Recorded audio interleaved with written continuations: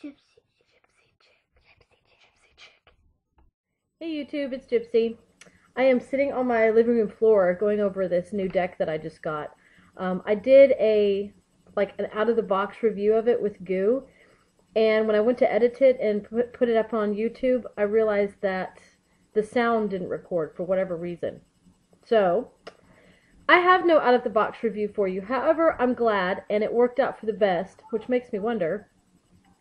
But I've gone back over the guidebook that came with it, and I'm realizing that I think there are forces at hand for which is the reason why I was not able to do the out-of-the-box review, because it didn't do it justice. I love my couch. I just sit in the middle. I have one of those L-shaped couches, you know. I got this just the other day. I ordered it months ago, and I've been waiting on it. It's been on pre-order, but this is the new Steampunk Tarot.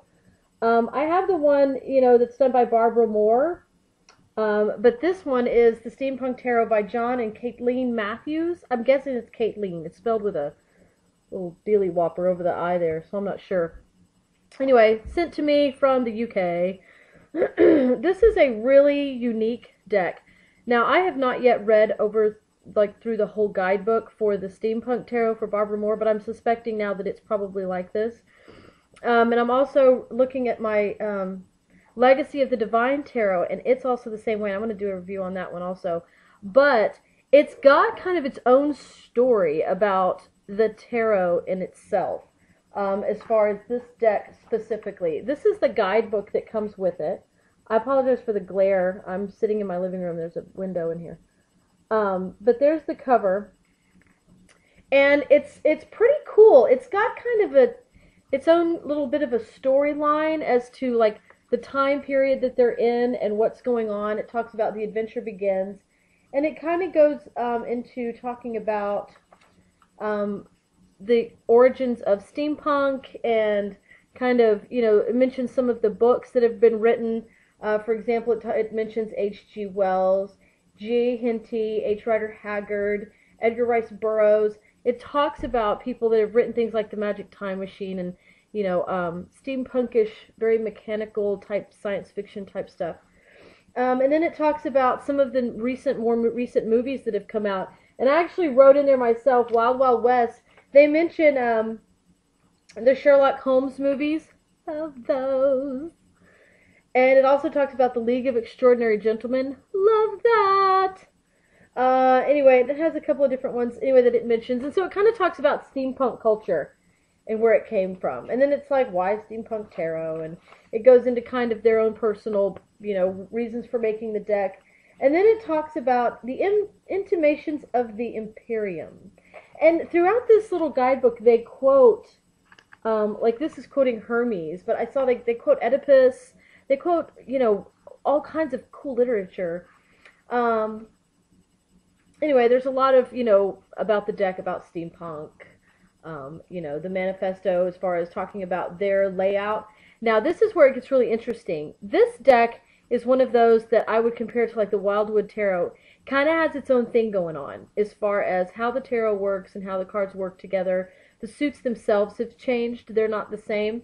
If you look right here, it's got a whole list of what normal cards are called, and then what they call them here in the Steampunk Tarot.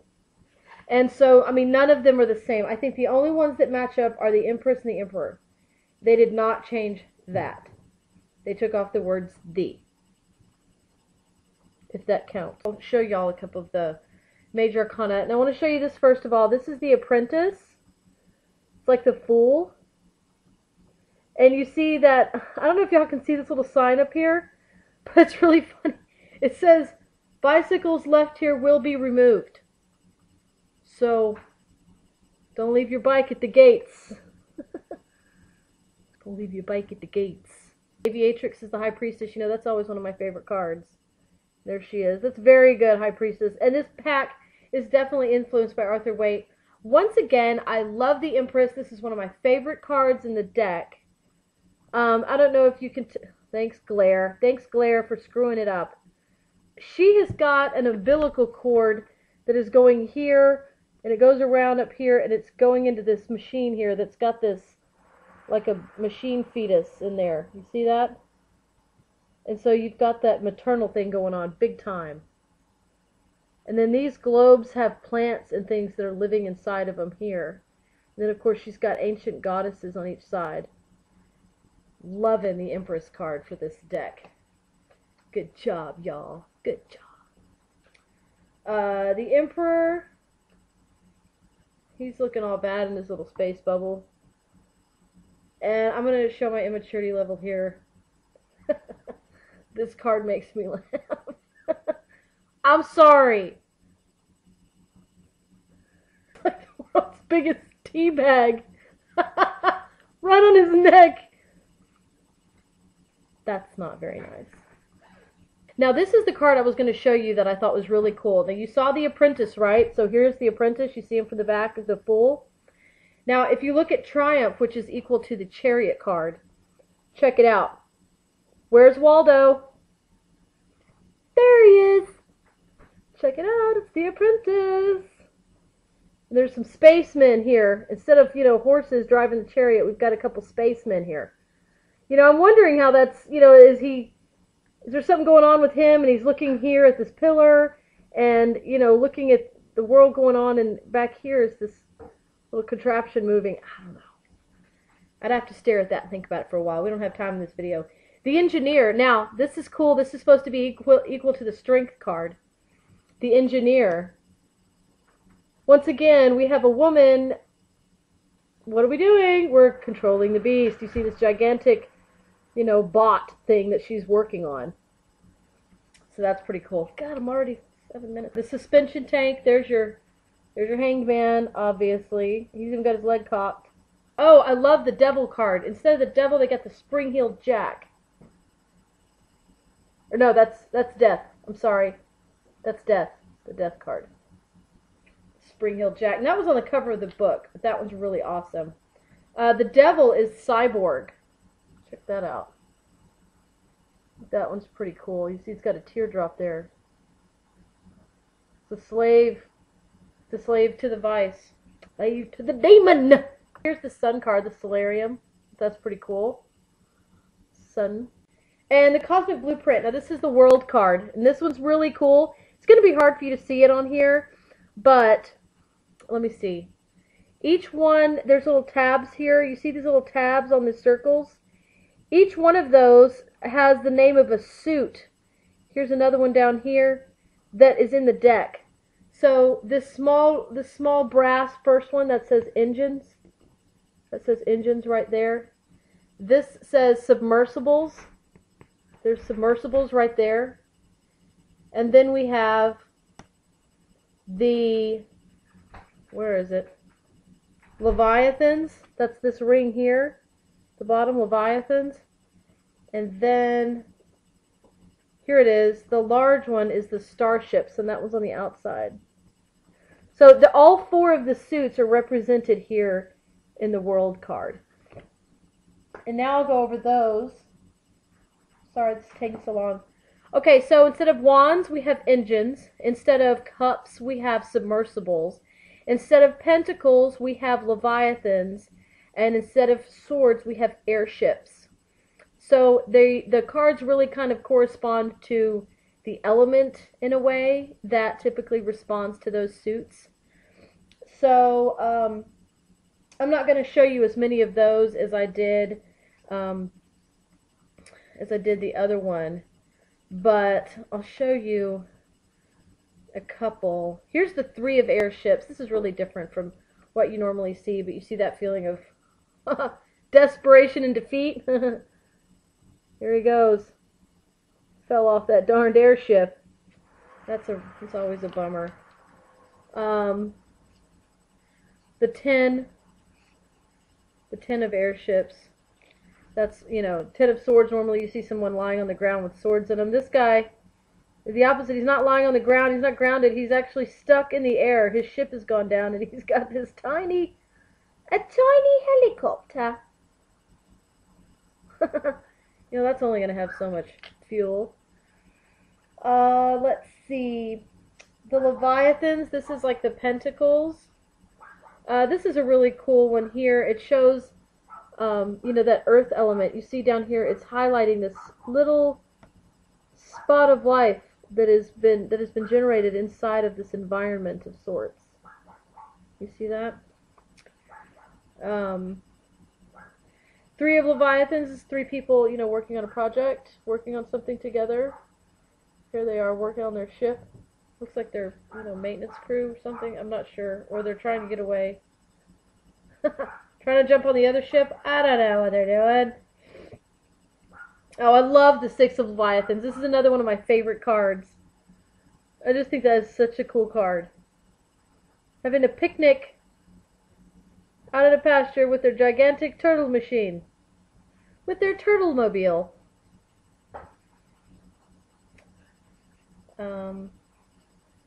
Oh, haven't even touched the court cards. We'll go back to those in a minute. Let's see. 2 of submersibles. I like that one. Hubba hubba. Giggity. 10 of submersibles, the 10 of coins. Yay, we're rich. Where everybody's happy. We're good. Happy, happy day. Everybody loves everybody.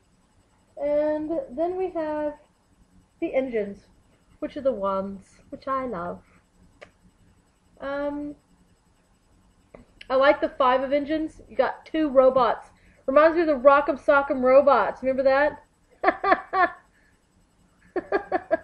Love that stupid game. So lame. So it's like big Rock'em Sock'em robots. Now the court cards, and I'm going to try to wrap this up. The court cards have messengers, navigators, ladies, and captains. And again, you know, they're really cool. I love the Lady of Airships. I'll just show you her real quick. She's so hot. She's so sexy. So sexy. Let's see. I like the Messenger of Airships too. It's another redheaded chick. It's pretty cool. And then the Navigator of Airships. Okay, I can't show all of them, everything. I just want to show you everything. I want to show you the whole entire deck. Let's see. I like the Captain of Submersible. He's like a sea captain. I think that's a cool card. And then you have the court cards here. The Messenger of Leviathans is cool. I think it's like it's a little mechanical bug that carries a message. Isn't that cool? It's like a message in a bottle, but it's a message in a bug. Navigator of Submersible. That's kind of cool. Of Leviathans, I'm sorry. Oh, you can't even see that. Messenger of Leviathans. I like the captain, too, of that one. He's like, ta-da!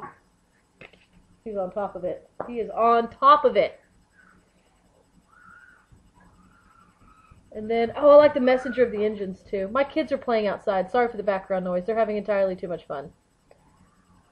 Here we have Messenger of the Engines. She's a badass chick. Looking bad. Looking bad.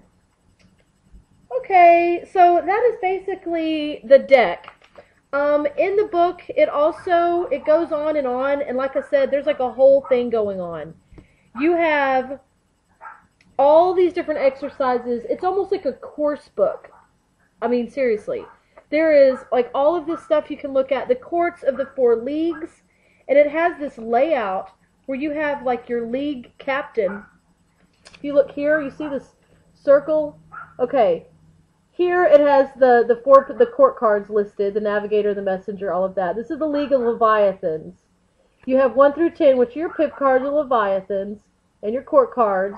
But then it also has some of the major Arcana cards associated with it. So, like the Court of the Engineer. So, basically it's saying here, the League of Engines, this belongs to the Engineer. This is the guy in charge of the Engineers. That's what this number is. And then here, it has the other numbers of the other cards that fall into that. And in this one, it's the Aviatrix, the Empress, the Emperor, and the Horologer. And so, those are all, they have like this little organization. And when you see cards together in a certain spread, you look at those associations and they kind of have them outlined here in complementary positions and opposing positions. You see here it has this list of complementary opposites. I mean, it really goes into depth. It actually, even once you start getting into the cards themselves, each card has its own spread. It's like a tryout spread. And I haven't really read up on exactly like what the point of that is, as far as nothing other than maybe to get you really, really familiar with your deck. You could go through each one of these cards, and kind of part of me kind of wants to do it just to see what that's all about and to see how really obsessed I can get with this deck. It's really pretty interesting. So, I mean, look, it literally goes on and on. I mean, every card has its own spread that you can do, which I guess you're using all of the cards, but you're addressing that particular one. I'm not sure. It seems overwhelming. But that's only for the major arcana. For the minor arcana, they don't have you doing that and going through, you know, it just gives you definitions of the cards. It talks about personal lifestyle interactions and impacts, and it has that for each one. And then it goes to the rest, and let's see what's in the back here. Now, in the back, it has some different spreads. They call them blueprints in the back chapter.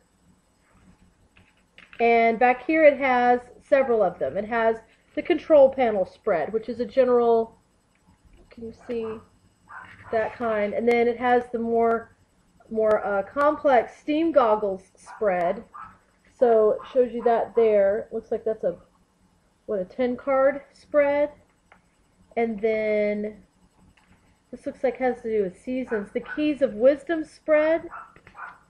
And that has something to do with the seasons here. We have advocates, and then we have the 4 seasons. And then we have what's called a Cosmic Blueprint spread. And that is a 9 card spread. See that there. And then they have sample readings for all of these. And then here at the end, we talk telescopic sites working within the Imperium. You know, I guess the Imperium is the hub of activity for what's going on in this alternate universe that they have created for this tarot deck. You know, anyway, it gives you more hints and tips and blah, blah, blah. Very jam-packed little book full of information. So that is it, guys. That is my video on the Steampunk Tarot. I hope you guys liked it. If you haven't gotten the deck yet, unless you have some time to really, you know, like deal with it, it's not just another tarot deck. This is another tarot. It's almost another tarot system based on the traditional tarot system, but it definitely, if you're really going to get, you know, the experience out of this deck that it's designed to give you, you're going to need to really spend some time on it and study it as if it's a brand new thing and it's not just another tarot deck. So there is that.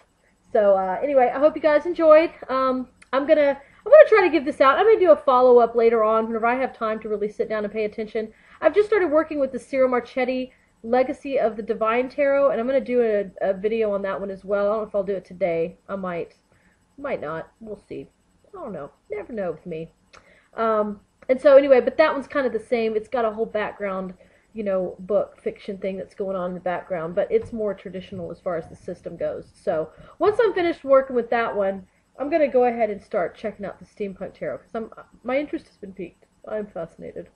So that's all I have for you today. I hope you guys are having a great weekend. It's spring break over here, and we are loving it. We've done all kinds of projects here at home. We're about to go on a bike ride. I've gotten in a workout today. I plan to get in one more, and have a Monday night with my family. You guys have a great day, and blessed be.